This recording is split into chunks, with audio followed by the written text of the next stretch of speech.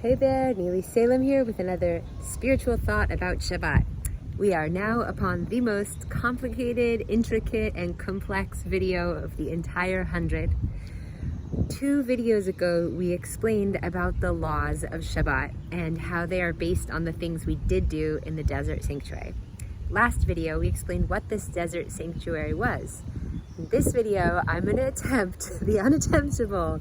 I'm going to attempt to make the connection between what Shabbat and this Mishkan have to do with one another.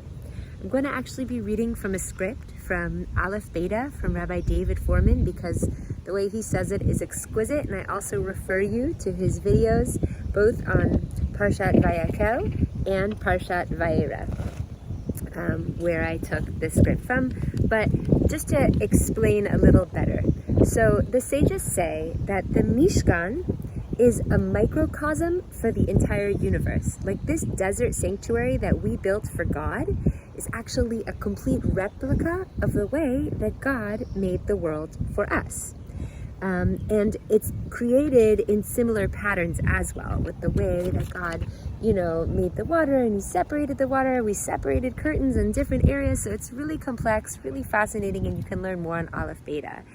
And the third way it's similar is that, before the world was created, it's not like God was lacking anything. God had everything that God needed.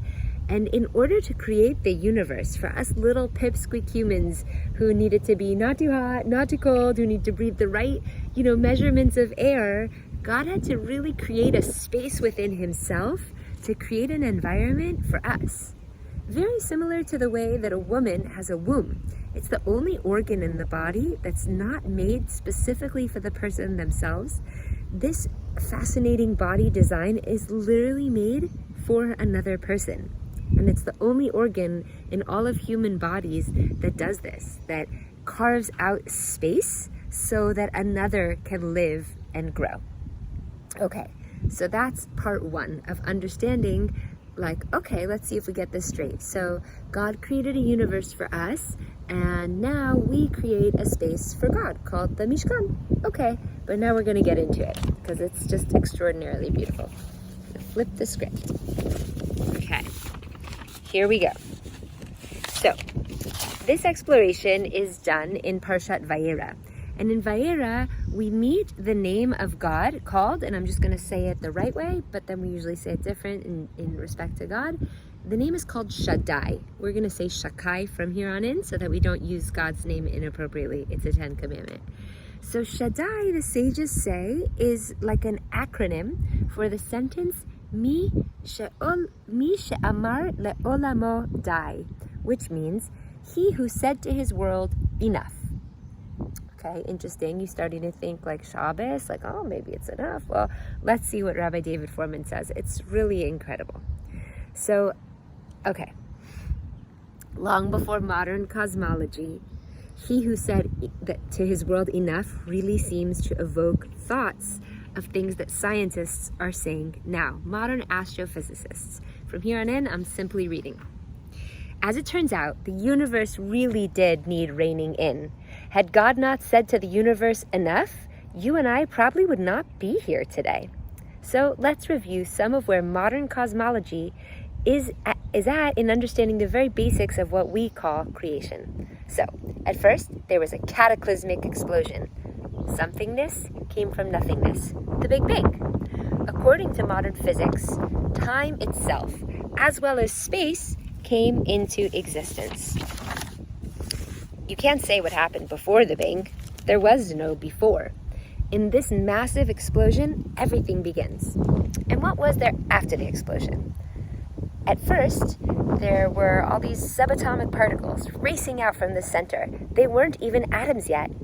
Over time, the super hot subatomic particles speeding out from that initial explosion cooled to a level that visible light first becomes apparent, and in a blaze of brilliance, light comes into the world, or as the Bible will say it, Vayehi Or. Over time, the force of gravity begins to cause these subatomic particles to coalesce, to draw near to each other, until the first, simplest atoms are formed, hydrogen atoms. Now, hydrogen is the most plentiful element in the universe. It is a single electron orbiting around a single proton. And for a long time, that is all there is in the universe, these huge clouds of hydrogen. But slowly, gravity draws the clouds closer together, and friction between the hydrogen atoms causes the hydrogen to heat up until the cloud becomes so dense and so hot that it ignites a thermonuclear reaction. The hydrogen burns and transforms itself into helium. We call these burning clouds of hydrogen stars. Those are what stars are. Now, for a long time, there was a universe with just stars in it. How do we get the rest of the universe? So, it turns out that if a star is big enough, if it has enough mass, towards the end of its life, as it nearly exhausts all of its hydrogen fuel, gravity begins to cause the star to implode upon itself. And now, as the star caves in on itself, the star explodes in a mammoth explosion in what we call a supernova. In the white, hot kiln of a supernova, all of the heavy elements are formed: carbon, gold, zinc, copper. These elements are cast out into space and become the building blocks of the things that we call planets. Before you know it, you've got a universe going.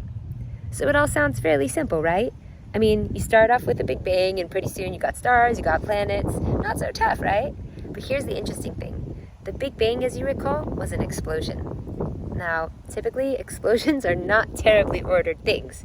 See, he says, if I threw a grenade in a room and surveyed the scene afterwards, it's going to look pretty chaotic. There'd be splotches of debris over there and shattered glass over here. It's the ultimate random event, an explosion. The problem is, the Big Bang, it couldn't afford to be random. We wouldn't have the universe unless it was very, very finely tuned. Or in other words, if you're starting to get it, there were a lot of rules that needed to apply. So, Rabbi David Foreman says, let me explain to you what I'm talking about here. There's something that cosmologists call the flatness problem. It goes like this. Remember right after the Big Bang, you have all these subatomic particles speeding out into space? How fast were they going? You see, if they were going a little bit too fast, gravity would never have been able to act upon them, to bring them together into atoms, to bring those atoms together into clouds. And all you would have is a universe of subatomic particles. No stars, no planets, no nothing. Okay, but they can't have been going too fast. But what if they were going too slow? Well, then gravity would have stopped the acceleration altogether and brought everything back into one big crunch, and you wouldn't have anything. Okay, so it had to be just right. Not too fast, not too slow. But now you might ask, well, what was the margin for error here? I mean, I guess we were pretty lucky living in this just right universe, but how just right did it have to be? Well, what if I told you that the rate of expansion, if it were 10% faster than it was, we wouldn't have a universe? And if it were 10% slower than it was, we wouldn't have a universe. You would say, yeah, we got pretty lucky. We had 9 chances out of 10 of not having a universe, and we got lucky, and one chance out of 10 prevailed, and here we are. Okay, but what if I told you that it wasn't 1 out of 10, but 1 out of 100? Or perhaps 100 times faster. No universe. 1 part in 100 slower, no universe. So then you would say, okay, we were really lucky. So what is it then? Was it 10%, 1%, 0.1%? Cosmologists have estimated the actual margin of error here to be 1 part in 10 to the 54th power. That's your odds here. 1 part in 10 followed by 54 zeros. We don't make numbers for things that big. To give you a sense of this, it's estimated that all the leaves in all the trees in North America, in all the forests, that's about 24 zeros, 10 to the 24th power. 10 times the amount of leaves in all the forests in North America, that would be 10 to the 25th power.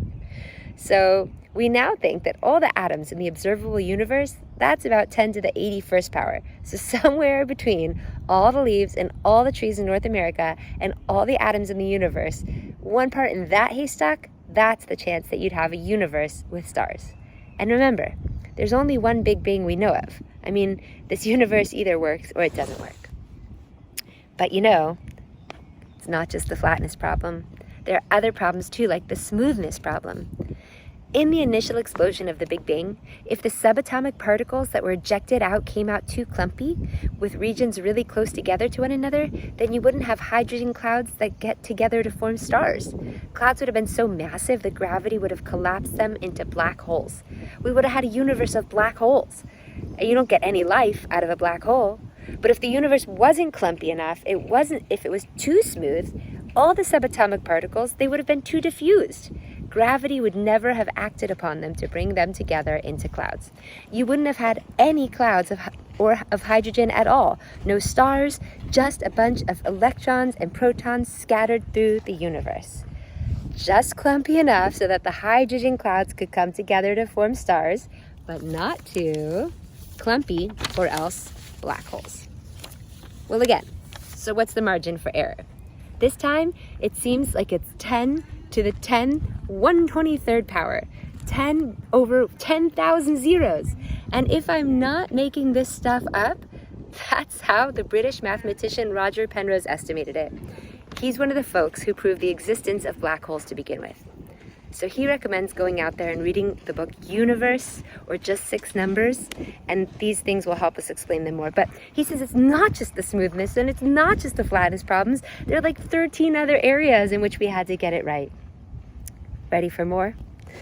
The 4 strings of the 4 main forces of the universe: gravity, electromagnetism, the nuclear weak force, the nuclear strong force. Now these strings are plotted on vast scales, but their ratios also had to be just right. Just to give you an example what we're talking about, the nuclear strong force is more or less 100 times stronger than electromagnetism. Electromagnetism is about 10,000 times stronger than the nuclear weak force, and the nuclear weak force is about 10,000 billion times stronger than gravity. And all that had to be fine-tuned too. If electromagnetism is a little bit stronger, then all stars are red stars, too cold to ever be a supernova. If electromagnetism gets slightly weaker, all main sequence stars get to be very hot and short-lived. You'd never get planets. So when you add it up, this exploding universe needed quite a dose of organization and order. So a very long time ago, the rabbis said in the Midrash that Shakai, the name of God, really made sense when it means Mi she'amar le'olamo dai, he who says to the world, enough, right? That it was like the perfect reining in. So now here's the thing. This, in 10 minutes, is how God created the world according to science, which is pretty cool, pretty rad. But the thing is that God, like we said, was fine before he made any of this. In other words, God doesn't need planets, doesn't need stars, doesn't need physics, doesn't need the weak force, the strong force, the nuclear force, doesn't need any of it. But God paid attention to those laws for one reason. Because God knew that the being that God wanted to love and create, aka me and you, needed all of these perfect laws in order to exist. You know, they say like, if we were like 1 centimeter closer to the sun, we'd burn, and 1 centimeter farther, we'd freeze. And after creating all of this wondrous environment, the entire universe, from the planets to the air we breathe to the distance from the sun, he did one thing after all those 6 days of creating the universe. He rested. Interesting. God rested from all of the malacha, all of the work that he did in order to create a space for us to exist. So now we look back at the Mishkan, this place that we're instructed to make in order for God to have a place in the world. And it's like, yeah, okay, so there's a lot of rules, all those 39 different subcategories, all those 6 categories of what we did to create the Mishkan, and those rules don't seem to make much sense for us in our world, but that's because they don't. They're not for us. The same way that the rules of gravity don't make sense for God, God doesn't need them. The rules of building the Mishkan, they don't make sense for us because it's not for us. It's a returned love gesture. God carved out a space within himself to make a world for us, this whole beautiful universe. And so we return the favor. and we carve a space out of our world around rules and laws that make a comfortable environment in which God can live. You know, so yeah, you get into the nuances and the details of the laws and they're super confusing. It's like, well, I don't understand this, so it doesn't apply to me. I mean, I'm guilty of doing that myself. But when you look at it in this way of, wow, God made a universe of laws that we could live with, so now we make a space for God where he can live. And at the end of it, he rested. And at the end of it, we rest.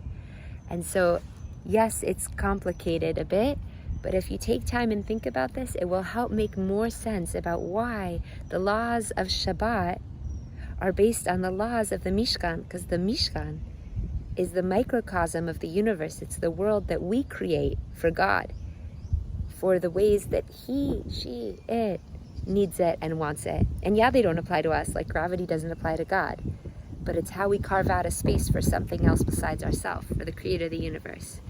And so this is why a deeper, let's say perhaps Hasidic explanation of the connection between the laws, the melachot of Shabbat that are based on what we did to make the Mishkan, and Shabbat itself, where God rests from the universe he was creating for us. We rest from the universe, the place, the makom shechina that we were making for God. Now, if for any reason you didn't understand this video, please go back and watch the last two videos, because they were the background information to help you understand this. And for me, at least, I'll just share, as long as this is the longest video in the series, even when I struggle with the laws of Shabbat, helping this explanation really helps me understand it better, because, you know, I'll tell you, I went on a date with a guy and he was saying, well, yeah, well, when I travel to Louisiana, I eat the barbecued pork ribs. And I say, well, I don't.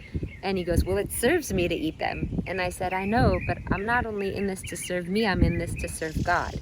And he's like, whoa, I guess I never really thought of it like that. So yeah, some of it's probably not going to make sense till the day we go up after 120. But at least this framework of creating a space for God, for rules that apply to God, the same way that he made all of those laws of astrophysics for us, it puts a little softness in my heart and brings me to a bit of humility. That's why the Mishkan and Shabbat are connected.